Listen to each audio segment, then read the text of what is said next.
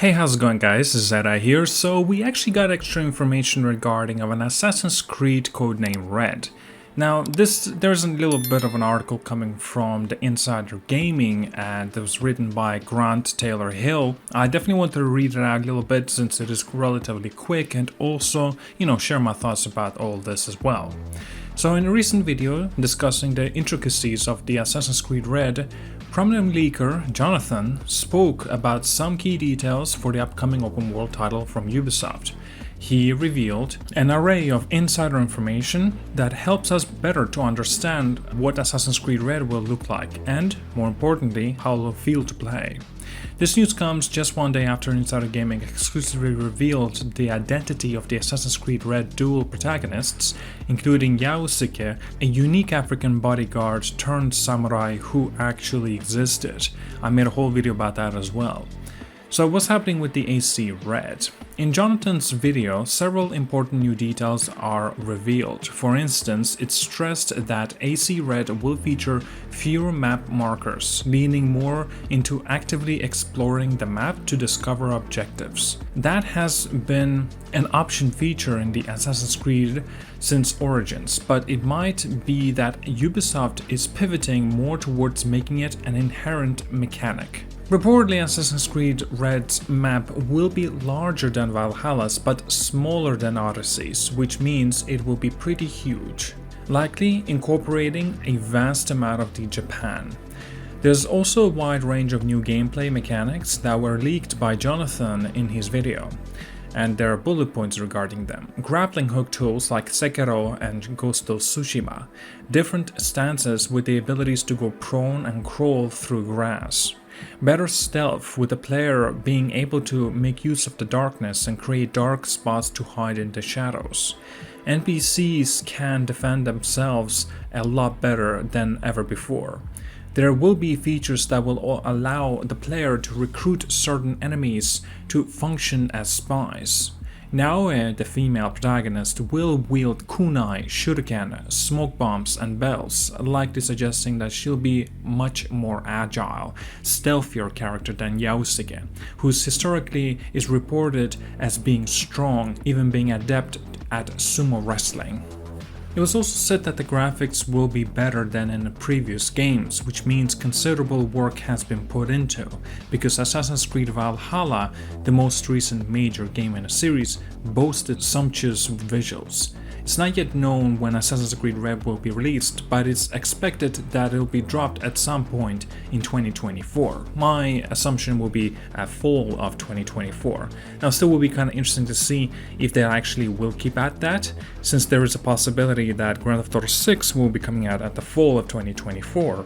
Now, even though I don't really think it will come out then, I think it'll actually come out and be delayed till fall of 2025 instead.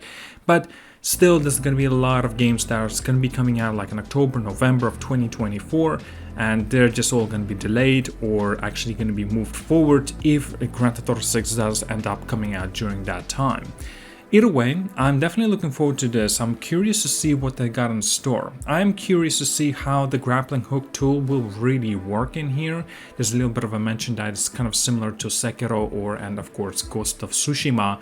I would say that Ghost of Tsushima grappling hook it was non-existent, basically. Just by a press of a button that you can see, you can use it as long as you're in the right area. It's actually the same thing was done with Sekiro. Like, you couldn't just use it freely, unfortunately. So instead, I would much rather have it like more or less a free form, if that makes sense. So there's a mention as well as different stances with the ability to go prone and crawl through grass, obviously being stealthy and stuff like that, as if we have not seen this already. Actually, all the things here we have already seen. But the thing is, just, it's a little bit of a new, unique feature for an Assassin's Creed. I'm curious to see what kind of differences they can include within this feature as well.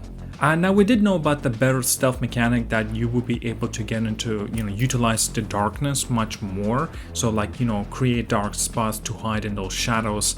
And also you can extinguish those lights and light sources and stuff like that. Like, for example, like candles or some torches. And yeah, it will be interesting to see what they can do even more than this.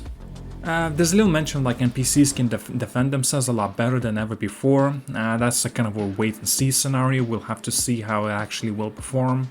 A mention of the female protagonist Naoe wielding a kunai, shuriken, smoke bombs and bells. Bells obviously for distraction. Smoke bombs can be used as a distraction or like a getaway. Like actually we've seen this in the Assassin's Creed Mirage. Shuriken, same thing. Well, kunai I should say is the same thing as shuriken, you know, for stealthy takedowns and stealthy approaches and kills. Yeah, you can actually use them. It's nice, definitely. Yaosuke also mentions that he's being very strong and also being adept to a sumo wrestling. I don't know how they will actually be able to incorporate a sumo wrestling in here. I don't think they're gonna be much of that, unfortunately. But still, it will be interesting to see what kind of differences will he have comparing this to Naoe, you know, the female protagonist.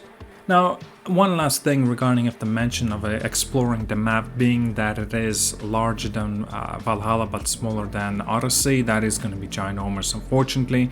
Definitely is unfortunate because I think they need to decrease the map size and plus have a far greater density within that map instead. But yeah, I am interested to see what kind of like, you know, direction will they make it go, so there will be an interest of continuously playing the game so you will never truly feel bored. So like there's an example mention of an active exploring of the map and by that discovering the objectives, and so basically removing the check marks that within the map are going to be there.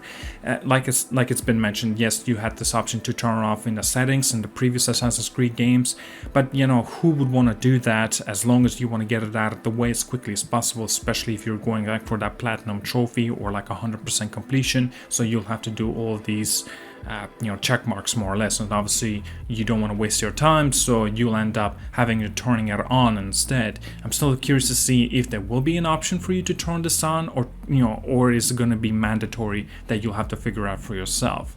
Either way, yeah, it could work maybe, but it really depends. Of course, we'll have to wait and see how the game will turn out as well. You know, the very first look, the first teaser, it's going to be an interesting kind of direction that this game will be facing and going towards, like a little bit of a differences comparing this to the older Assassin's Creed games. Not the classics in terms of the, you know, old school, but I'm talking about like Valhalla, Odyssey, and Origins. And with this game, well, we shall see. Well, that's all I wanted to have a little bit of a discussion regarding this. Do like and subscribe. See you guys all later and have a wonderful day.